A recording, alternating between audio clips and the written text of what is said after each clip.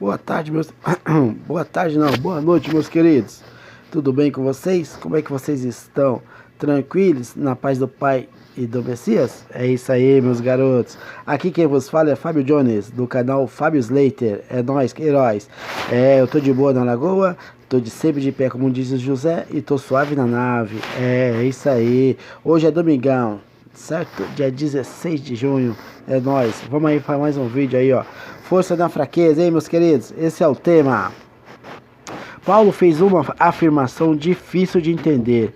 É mais difícil ainda de aplicar na nossa vida.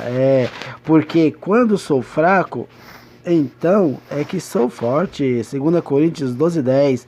Atrás dessas palavras enigmáticas encontramos algumas lições importantes e edificantes. Vamos procurar entender o que Paulo disse e como aplicar esse ensinamento quando enfrentamos as dificuldades.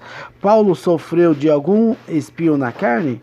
Ele disse: e para que não me ensoberbece com a grandeza das revelações, foi-me posto um espinho na carne, mensageiro de Satanás, para me esbofetear, a fim de que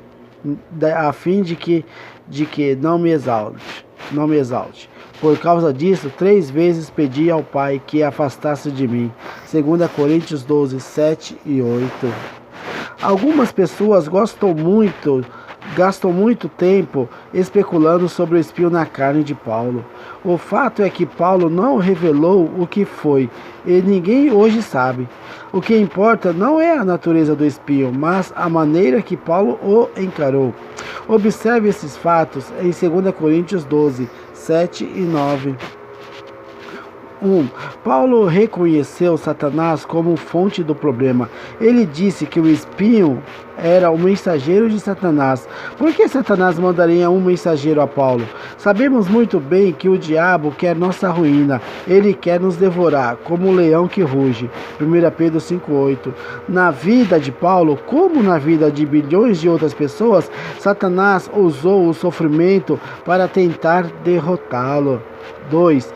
O pai usou aquele espinho e recusou tirá-lo da vida de Paulo. Aqui aprendemos uma coisa importante sobre os males da vida. O pai não causou sofrimento no mundo e ele não nos tenta. Tiago 1,13. Muitas vezes, ao invés de tirar os problemas das nossas vidas, ele os utiliza para o nosso bem. O pai amou Paulo, mas ele não o poupou de todo o sofrimento. Jamais devemos interpretar problemas como sinais do desprezo do Pai. Ele pode usar calamidades para castigar os ímpios, mas ele também permite tribulações na vida dos seus filhos. Hebreus 12, 5 e 11. Como o pai usou o sofrimento de Paulo?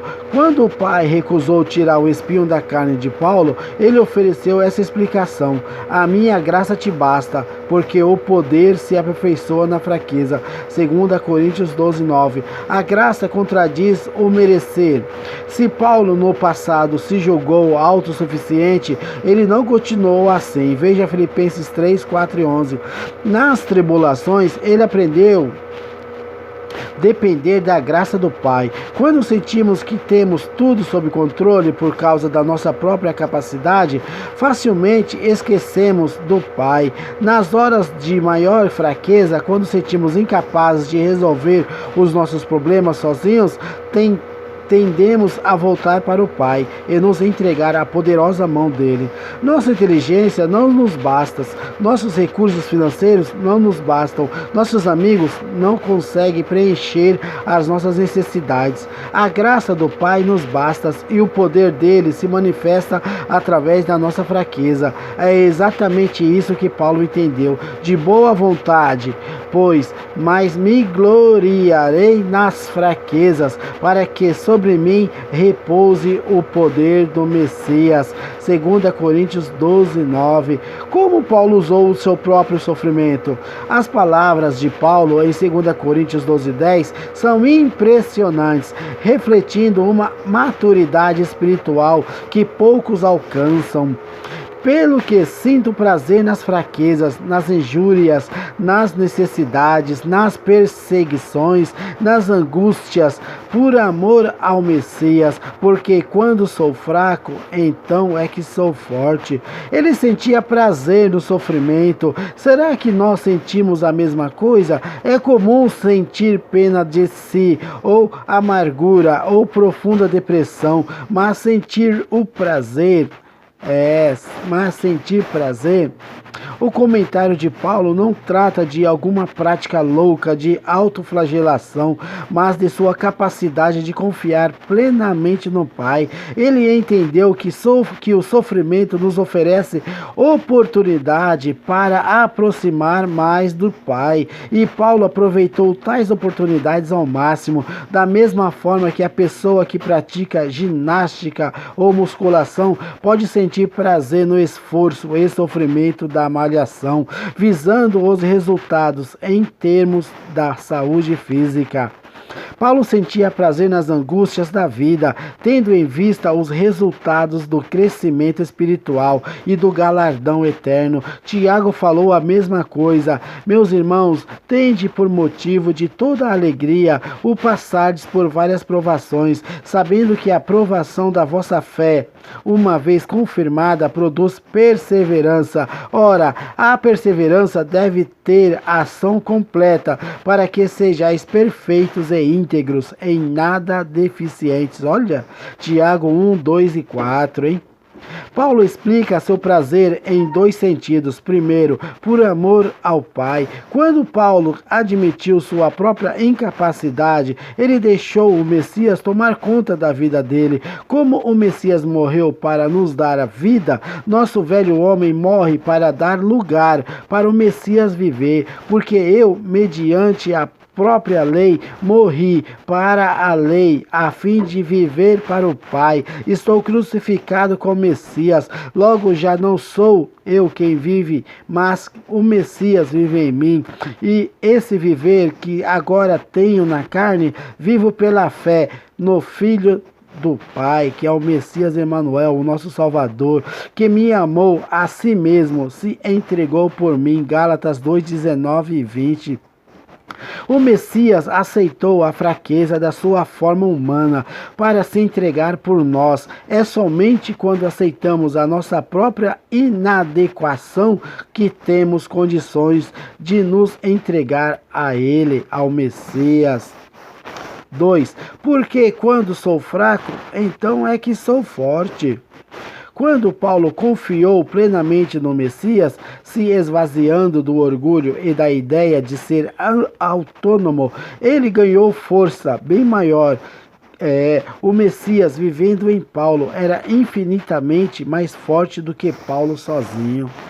Como nós usamos o sofrimento? Considere as palavras que Paulo usa em 2 Coríntios 12, 10. Como você reage aos mesmos desafios na sua vida? Paulo enfrentou fraquezas. Você se sente incapaz de enfrentar algumas fraquezas, problemas, tentações, vícios, etc. Essas fraquezas devem servir de convite para permitir o Messias reinar na sua vida. Injúrias. Você foi maltratado ou ofendido por outros? O diabo quer usar suas injúrias como motivo de ódio, vingança e blasfêmia, mas o Pai quer que você fique forte, usando essas injúrias como oportunidade para crescer.